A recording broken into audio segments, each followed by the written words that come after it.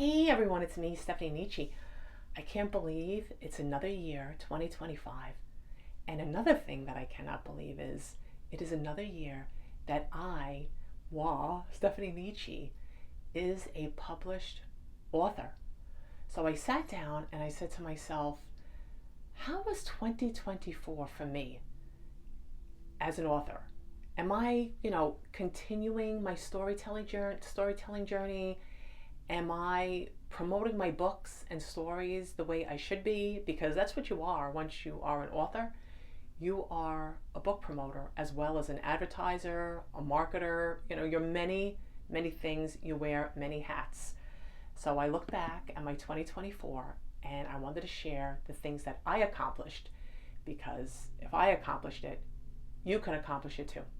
Now, late January, I wrote my second short story titled The Bookworm, and it happens to be the most popular short story of the three that I've written, because in September, I wrote another short story titled The Writer's Den.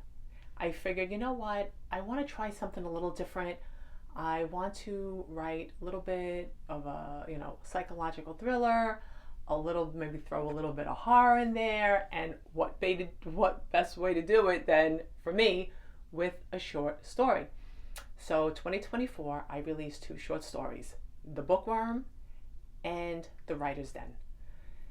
Then, late spring, I said to myself, you know what, I want to approach a bookstore with The Wishing Stone. Now, that's my book that takes place in Montauk, so it's a summer read. And guess what? It turns out that the bookstore owner agreed to shelve The Wishing Stone, which sold out twice. So how thrilled was I when I got that email requesting more books because the book sold out twice. And there are books, my book, and also now The Smoke Tree. That's the first book I ever wrote. That book is also available at the Neverending Story in Babylon. So those were accomplishments in 2024 for me. And then I said, you know what? How about Tiny Raccoon in Sayville? So I went to Tiny Raccoon in Sayville, and they too agreed to keep The Wishing Stone on their shelf. So I was thrilled about that. And then I said, well, you know what? I'm in Montauk right now, and I see there's a new store. It's called Homeport. And they are a bookstore, and they have other things in there too, but when you look them up, they do say they are a bookstore. I went to Homeport. They agreed to shelve The Wishing Stone as well. Then we vacationed in the North Fork of Long Island, Greenport. And over in Greenport, there is another lovely little bookstore called Burton's Books. I went into Burton's Books and I said, I have this book. It's titled The Wishing Stone. Well, I went in and I spoke to the owner and I said, hi, I'm an author and I have this book, The Wishing Stone. And I let the owner know how it sold out at the Neverending Story and how it's available at Tiny Raccoon. And so we are talking about having The Wishing Stone available. It's there now, but we are talking about having it available for summer 2025, since it is a summer read, because it takes place at the beach. So those are the things that I just wanted to share as far as 2024 went for me as an author. Here's Harley. You can't see her, but Harley came in. She hears me talking, so she came to visit. She just woke up. She's a sleepyhead. She likes to sleep in the morning. I'm up for hours in the morning, but Harley is, she likes to lounge around, and I don't blame her. So now, getting back on point. Okay, so that was 2024 for me. Now, in 2025, what do I want to accomplish in 2025? Well, right now I have 3 drafts for books. So I don't know which one I'm sticking with for now, but I do have 3 drafts for books. I also have read 3 books, which is fabulous. Actually, I'm going to say 4 books because it's 3 traditionally published and 1 indie author. So I have read this January 4 books. I am also working on revamping and restarting my writer talks, where I invite authors to come on and talk to me, and we talk about the writing process. Everything you can think of, we are going to discuss this year in 2025 when it comes to writing, because I feel there is no better way to get information about writing than from actual writers themselves.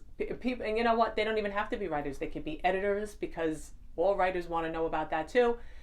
Editing, because you want to edit your story the best that you can before you hand it over to the editor, because you don't want the editor, first of all, you don't want the editor taking a long time, and second of all, you really have to bring your best work, your most polished work, because if you are not going to care about the work that you are presenting to the editor, like in other words, you can't just say, yeah, I know there's some typos, I know there's some errors, but you know what, that's what the editor's for, that's what I'm paying the editor for. No, that's not good. And the editor has every right to say, you know what, you really should look this over again before you give it to me. So just a heads up there. Do not just because you're paying the editor doesn't mean you could just, hand over anything that you have not read, reread, checked, double checked, corrected, I don't know, as many times as your eye and your brain tells you that it needs to be corrected. But anyway, okay, so I'm getting off topic there. Another thing I want to do in 2025 is I want to try to learn something new every month, at least one thing. So what I did so far for the month of January is I learned, or I'm in the process of learning, how to play Mahjong. Now you might say to yourself, what the heck does that have to do with writing? Well, it could have a lot to do with writing, because if I want to develop a character that is an expert in Mahjong, or just learning how to play Mahjong, or I want to write a story about a group of women, friends, and they happen to get together to play Mahjong, I really should know myself how to play Mahjong. So I consider it research. Now, as I just held my cup up, my mug in the frame, I realized that is another thing that I never thought would happen. And in 2024, I have a mug. This is the first book I wrote, The Smoke Tree. And then there's my name. So I have a mug with the cover of the first book I ever wrote and my name on it. So that is also, for me, an accomplishment of 2024. Now I want to remind you, I made this video because I want you to realize these are things that you can do also. I don't want you to think you can't. I do not want, if you're thinking about writing a book, I don't want you for any reason whatsoever to say to yourself, no, I can't write this book, because you can. So writing a book takes work. It's going to take your time. It's going to take your energy. It's going to take your blood. It's going to take your tears. It's going to take lack of sleep, staying up late, getting up early, saying no to parties. This is what it takes. If you want good things to happen in your life, and if you want to live a life that you enjoy, doing the things that you love, you have to cut out other things. And that's just the way it is. So that's my spiel for today. And I'm Stephanie Nietzsche, and I love talking about writing. And I love to write, and I love to read. And that's what life is about, right? Doing the things that we love. So cheers to you.